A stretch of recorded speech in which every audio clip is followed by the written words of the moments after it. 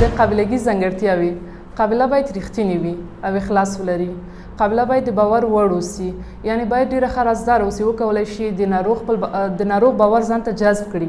قابله باید خپل مسلک سره مینه ولري، ځکه که قابله خپل مسلک سره مینه ونه لري نو نشي کولی چې هغه چغه فریادونه چې غیر ارادي وي او مور یې د زیږون په وخت کې وهي نو دا واوري او ویې زغمي. او باید خپل علم ډیر کړي. قابله باید خپل یونیفورم ته ژمنه اوسي.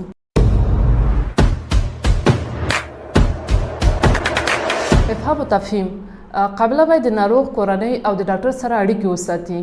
د باور لپاره قابله خپل کولی شي خپل چلند کې بدلون راولي. د افهام و تفهیم 4 مرحلې. اوریدونکي واوسي، یعنی قابله هغه څه چې ناروغ ورته وایي داسې نه اوسي چې کله ناروغ ورته خبره کوي او دا ورته وایي چې ښه خلاصه یې اخر یعنې څه.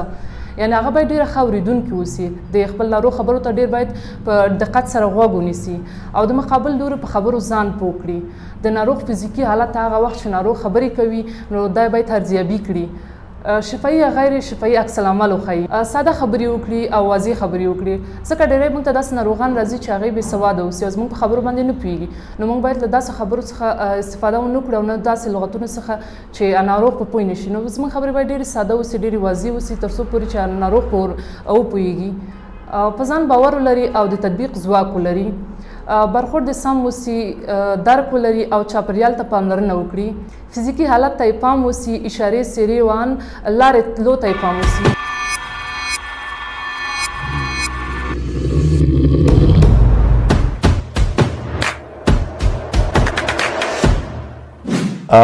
مونږ چا سره د ضعیفه مغز د تقویې لپاره مرسته نه کوو. مونږ سپین ماموریت جوړو چې یو داسې کلینیک دی چې په هغې کې به مایوسه، ډپرس او د ژور خفګان درلودونکو ځوانانو سره خبرې کوو او دوی به په خپلو پښو درو. سپین ماموریت داسې یوه پروسه ده چې په میلیونهاو په لکاو هغه ځوانان چې ناهیلي، ناامید او لوارو کې دي دوی ته لار ښیي.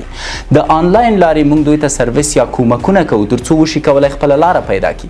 دا زما یوه هیله ده او دا زموږ د ټیم یوه هیله ده چې باید پوره شي. ولې پرته د شکه ستاسو مالي مرستو ته اړتیا لرو. نو که چېرته غواړئ ناهیلي ځوانان، هغوی چې ژور خفګان لري، هغوی چې نه پوهېږي په ژوند کې څه وکړي، یوه وسیله شئ تر څو هغو ته لاره وښایئ. نه دا چې یوازې کومک ورته وکئ د یوې یا 2 ورځو دپاره، بلکې داسې ژوند بدل کړئ چې وشي کولی ټول ژوند خوشحاله اوسي او خپل ژوند په خپله جوړ کړي. نو کولی شئ راسره په اړیکه شئ. البته دا وټساپ شمېره یوازې د هغه چا دپاره ده چې د سپین ماموریت مالی سپورټ یا مالی حمایت کوي.